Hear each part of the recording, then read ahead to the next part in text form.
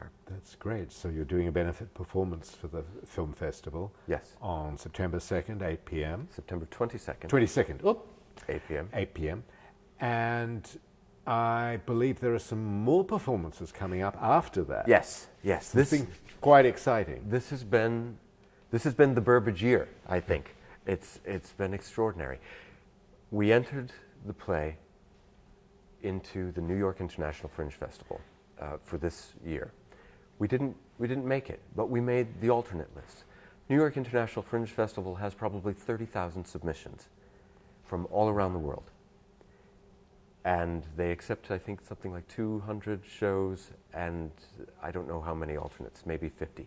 We made the alternate list. That was a huge step. At the same time, we had entered it into for the Black Box Fellowship at Boston Playwrights. And lo and behold, I get an email. Are you interested in a Black Box Fellowship for your one-man show? Because we have dates for you in January of 2013. Okay, wow.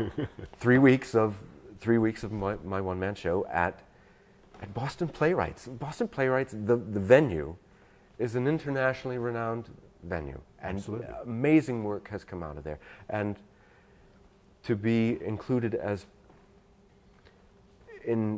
it's not through BU, but just in the Black Box Fellowship. That's an extraordinary honor for the show and for me as a local actor. And I'm proud to say that I'm a local actor. I've worked all over New England. I've worked in LA. I've worked in New York, all around the country. But I'm very proud to say that I'm a Boston actor. And to be there doing that play is going to be something really special. And then we were leaving for Italy. My wife is from the Italian Alps, and we were leaving for vacation. The day I'm leaving, I get a phone call from a theater on Cape Cod that I had shopped at 2 years ago. We'd love to have you. Can you come in February? The 3 weeks of February. And suddenly there's 6 weeks of the one-man show.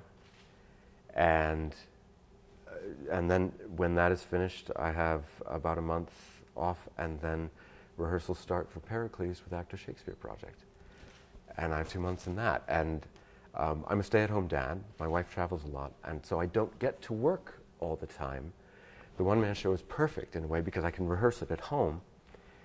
But now, suddenly it has a new life, a new and different life. And it's a little different this time around too. So